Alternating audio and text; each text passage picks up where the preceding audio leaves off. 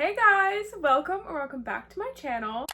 Today I'm going to be doing a book recommendations video. I asked over on my Instagram, if you don't follow me. Instagram is Madison Kate Reads, it's on the screen. I post on my stories very frequently because I love talking about the books that I'm currently reading on there. I asked over on my Instagram for trope recommendations because I wanted to see what tropes people wanted to see me recommend. So we have a lot of tropes. I try to get like 4 to 5 books for every trope that someone asked for. Thank you so much to everyone who put in a trope. I really appreciate it, and I'm super excited to talk about some of these tropes because some of these are my absolute favorite. The first trope I got asked about was small town romance, which, as we know, I absolutely love. I have so many recommendations. If you want to see most of the small town series that I absolutely love, I did do a series video. Let's get into it. First couple you have heard me rave about on my channel many a times. Okay, so I'm gonna go really fast. All Roads Lead Here by Mariana Zapata. This is a single dad small town romance. She comes back to her hometown and ends up living in his sort of converted garage. They also have that forced proximity aspect. It's a very slow burn romance. Mariana Zapata is the queen of slow burn. Looking for a man who does like small acts of service or doesn't usually express with words but expresses with other things. This is perfect for you. He has very subtle ways of expressing his affection and admiration for the female main character, which I absolutely love, and I loved everything about this book. It was amazing. Highly recommend this book if you're looking for a small town romance because it fits the vibes perfectly. Have another one you've heard me talk about. It is Heartless by Elsie Silver. Again, the entire series could apply to this, but I'm gonna say this one because it's my favorite of the series. It's also a single dad romance. It is forced proximity. She lives in his house and she is his son's nanny. As well, it is also an age gap romance if you're looking for that. The age gap I think is 13 years. As we know, I love Kate Eaton like I love a real person in my life, which is insane because he's fictional and he's words on paper and he's not real. Okay, he's all up in here. I love him in a way that I can't describe to people who don't read. This is very country small town. If you're looking for that, that is the perfect vibes. I would highly recommend this for summer. Like, I feel like these are just perfect summer reads. We all know that Elsie is the queen of small town romance, so I'm gonna go about her other book that I absolutely love, which is A Photo Finish. I love this book. It is a forced proximity, again, small town romance, grumpy sunshine trope, sort of like grumpy, like he's very grumpy, but he's so misunderstood, and that's what made the whole book like for me. This book is about Kate Eaton and the rest of the Eaton boys' sister. This is about Violet Eaton. Enjoyed both of the characters, especially the male main character Cole. He was amazing. I like genuinely don't even have words to say how much I loved this book as well. He gave Kate Eaton a run for his money, and that's insane to say. Elsie Silver does no wrong in the small town romance category. We're gonna talk about Elsie Silver still. Let's talk about our new release, Wild Love. Are we serious? This book ate. I have not talked about this on my channel yet, but I loved this book. I ate it up. I devoured it. It was so amazing. I genuinely don't have other words to say. Like, that's how good this was. He genuinely is one of the best male main characters I read about. Like, I'm not even kidding. Like, he was so good. The things that he, like, took notice in the female main character and the way he just, like, genuinely was in love with her basically the entire time. Like, oh my god. And he is a single dad as well, by the way.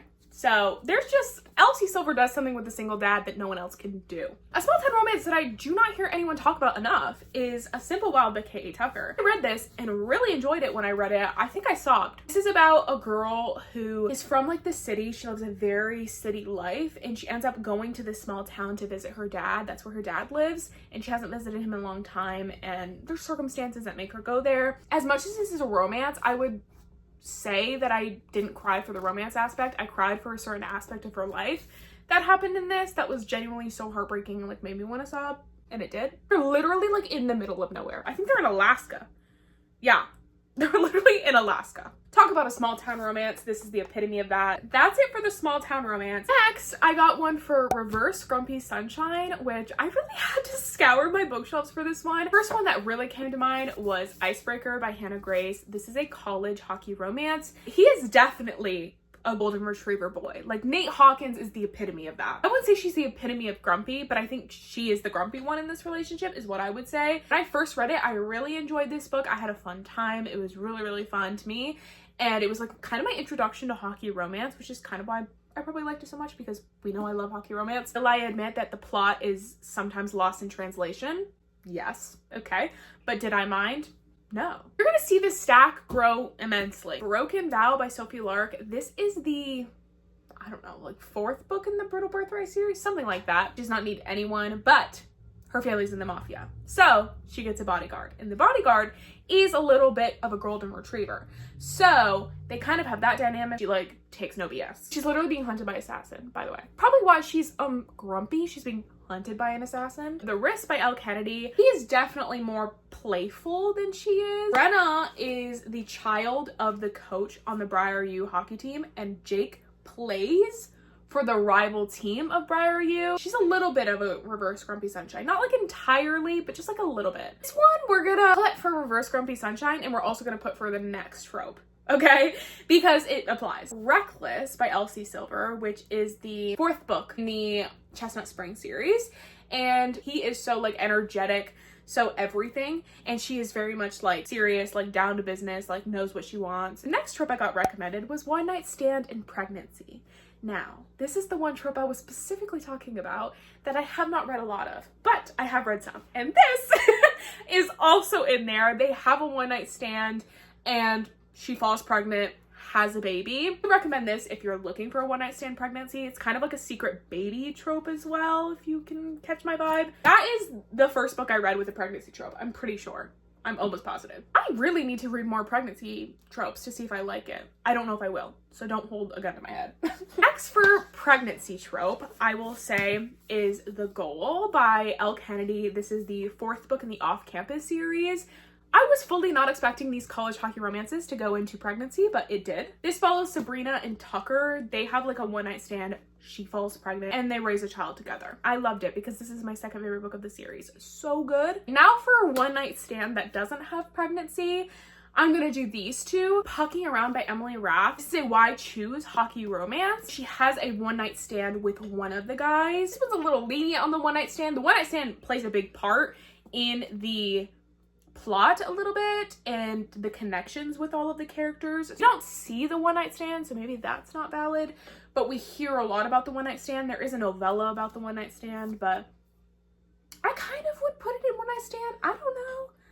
I think I would. One night stand is a big part of this book and the big part of the connection between that character. So Indigo Ridge by Devaney Perry. This is the 1st book in the Eden series. Follows Winslow, Griffin. They have a one night stand and then they end up meeting again under different circumstances. And they're like, oh, oh, I just had a one night stand with you. That's when you see the one night stand. So this is more valid of a one night stand recommendation trope. Really, really good. Highly recommend it. Let's do Found Family, because I got 2 requests for Found Family, and we all know I love this trope. I do have some recommendations I've talked about a lot, so I'm gonna make it quick. The first Found Family, of course, has to be the Addicted Calloway Sister series by Kristen Becker-Ritchie. Now, I did not bring out all 11 books, okay?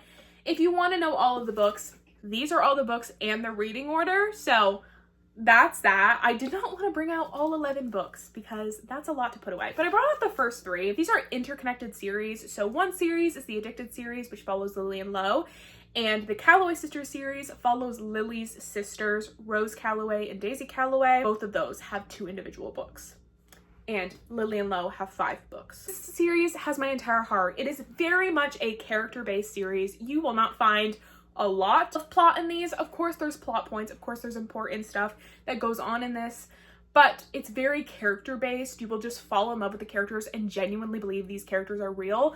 This is the first series I read where I genuinely was like, I love reading for this. It just feels so real. You feel so connected to the characters. You genuinely feel like they're real people.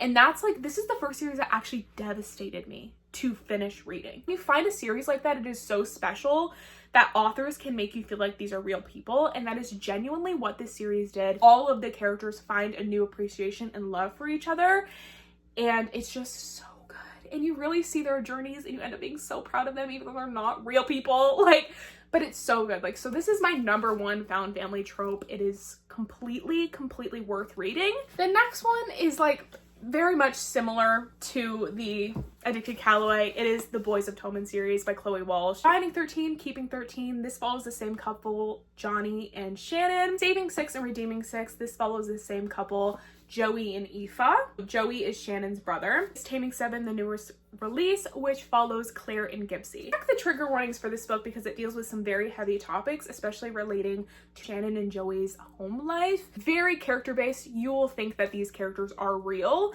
and you will end up falling in love with all of these characters, and their bond is so special. I think these characters are real and they're out living in the world, which they're not. And if they were, they would be much older than me because they're going to be like 30, because most of this book takes place in like 2004, 2005.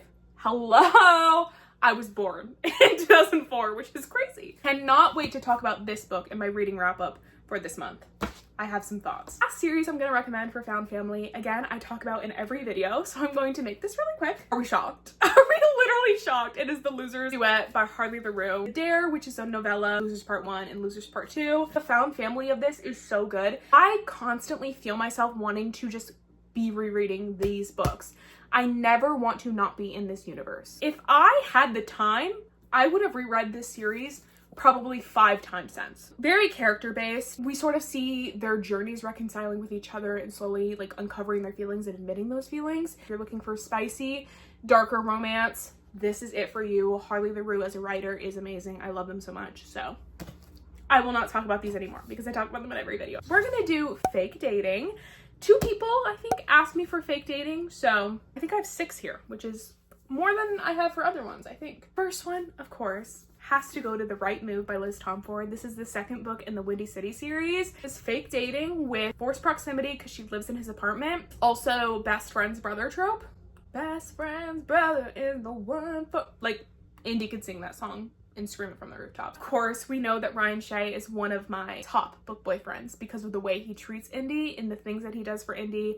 Acts of service galore in this book. I think Liz Tomford really did something when she wrote Ryan Shea. So this is like one of my top contenders for fake dating. The first book in the off-campus series, which is The Deal, she wants to get her crush's attention, and by doing that, she ends up fake dating the star of the hockey team. This is a classic on Book Talk and BookTube. Loved it.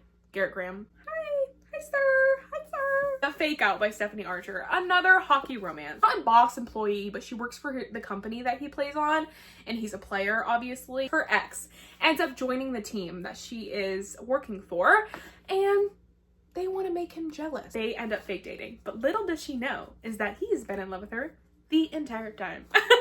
He is so good. Rory Miller. Hi. Oh my god. Hi. Like, he made me blush so much in this book. I love him. Better Than the Movies by Lynn Painter is a YA romance. It's a high school romance, and she ends up fake dating her neighbor because she wants to impress her crush, Michael. This is a high school romance, so there's no spice. This was so cute and patootie. If you're looking for just a cute romance to get you out of a slump, this is the perfect book. It is so cute, so fast and easy. Redeemed by Lauren Asher, which is the 4th book in the Dirty Air series. The way they fake dated and the way that they're connected. Like, I read this probably over a year ago. I ate this book up when I read it. It was so good. Like, I loved everything about it. I loved the main character, Santiago, and I loved Chloe. Santiago is such an underrated book boyfriend. Like, I need to think about him more because why do I not? You don't have to read the entire series, but I would recommend reading the entire series because Lauren Asher never misses, really. Baking with Benefits by Lily Gold. This is a fake dating romance, obviously, with 3 of her neighbors. She is not that good at dating, so they kind of want to teach her how to date, and they do that for their own podcast that they have. So she ends up going on the podcast. They talk about their experience fake dating,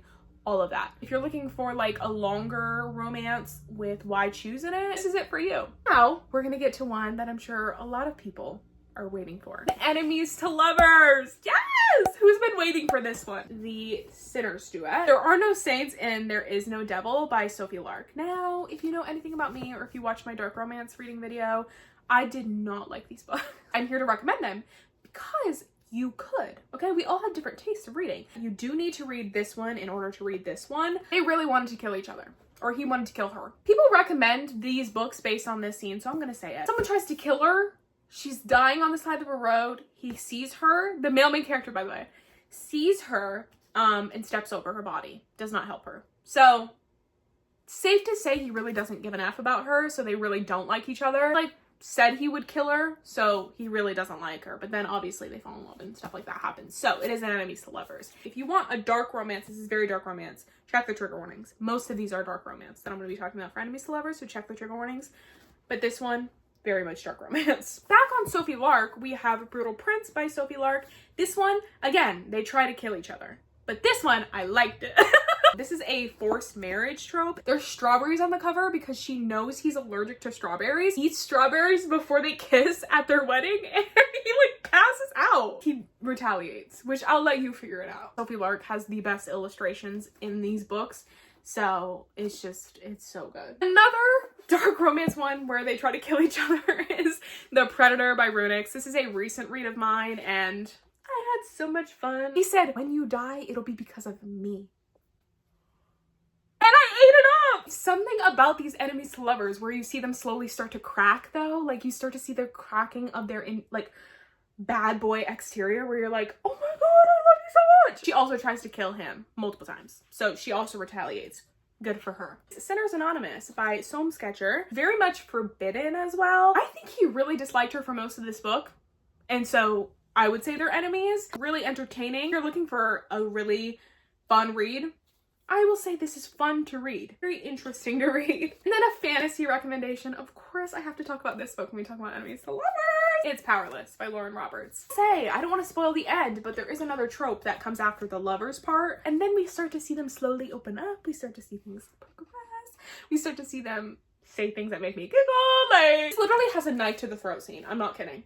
Talk about enemies. Knife to the throat. Yeah. Yeah.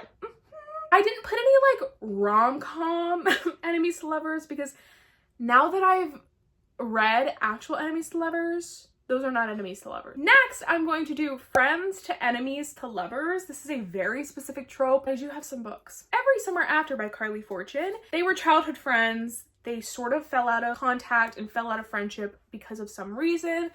And then at the end of the book, obviously they become lovers again. Reminds me of another book that's gonna be in this trope as well. I thought the reason that they stopped being friends was shocking, but like, it was tea. Love in Other Words by Christina Lauren. This is like the blueprint to me, friends to enemies to lovers, because they were very close childhood friends. Dated, broke up because something happened, and then they fell back in love. Many years passed. I really, really liked this book when I read it. It was super duper cute. I really enjoyed the romance. Love Redesigned by Lauren Asher. I can't remember if they were actually friends when they were younger or if they were childhood rivals. I should know what I'm talking about, but sometimes I don't. Oh, childhood rival.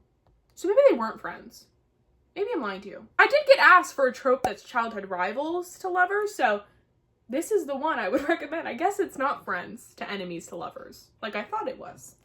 So, His Final Offer by Lauren Asher. I loved this book so much.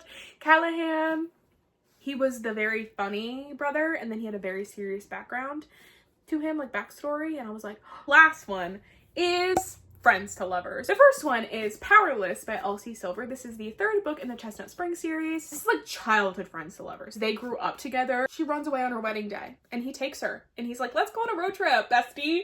And then they fall in love and it's so cute. I love it. I have a little spicy romance. Give Me More by Sarah Kate. This is a why choose very spicy romance. 2 guys, 1 girl, and they all are in relationships with each other. Hunter and Isabel were married and they were friends with Drake, and Drake is the one that joins in on this relationship. My favorite in the Salacious Players Club series. I love this book. They all follow like individual self-growth journeys while navigating this new relationship. Butcher and Blackbird by Brynn Weaver. Dark romance, comedy, friends to lovers. Please check the trigger warnings because there is some gore in here that I wasn't the biggest fan of, but I did love the friends to lovers aspect. I loved the romance of this book. It follows 2 serial killers who compete in a competition every single year. One that I don't talk about enough as well for friends to lovers is Lotus by Jennifer Hartman. This is a very heavy book. I would check the trigger warnings because it follows a guy who got kidnapped as a kid and he escapes captivity. She was his childhood friend and they become friends again and end up having a friendship again, and they really value that friendship, but it slowly turns into a romantic relationship. And I just really loved this book so much. I thought it was beautifully written and I loved the story. I think I actually just completed all of those tropes. I think we are done here. I hope you guys enjoyed all of those recommendations. I appreciate everyone who put in a trope, and I hope I gave you some good recommendations. I hope you guys enjoyed this video. If you did, please give it a thumbs up and comment down below, and subscribe if you want to see more of my face and more of my videos. I appreciate you all being here. I will hopefully see you guys in the next video. Bye!